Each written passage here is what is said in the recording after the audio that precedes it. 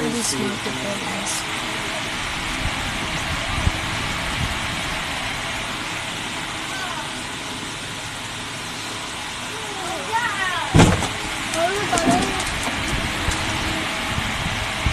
Dahil nandiyan, maliwanag ang mga mata mo.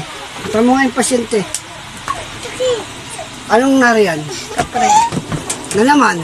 Hayan ba yung suminom natin? Hindi. Kaya mo kung anong ginagawa riyan? Dito. Kumapit. Kaibigan, baka po pwedeng ibalato mo na yan sa amin. Sige raw. Sigurado- Bago pa lang daw siya doon. Eh, ilang araw na raw yan eh. Namamagaan pa, hirap puminga. Paalis-alis daw siya. Ano ba yung bahay? Pero lilisan na daw niya. Siguraduhin mo. Oo. Ayaw kong magtatat sa akin yung mga iyan para lamang dahil sa mga nararamdaman. Sige.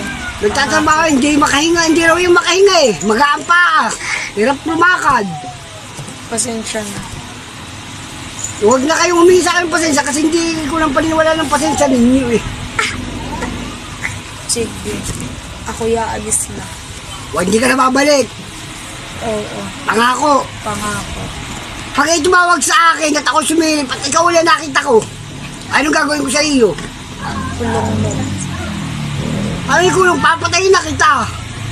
Sige. Ano bang pangalan mo? Dino. Ano ka sa inyo karyan? Parang nakaharap po na sa pila Laguna. Ano ako may kuwan? Bino rin. Wala. Tigilan nyo yan. Hindi nyo na kailangan bantayan yan kasi ako lang magbabantay riyan. Sige. Tanong mo nga, Angel. Tanong mo kung anong kalapitan yan. Ano ba kalapitan mo rin sa taong yan? Napapakaraming lamig. Saka ano pa?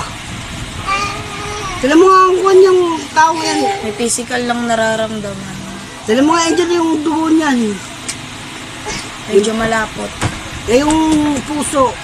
Napapalpitate. May bara yung isang ugat. Yung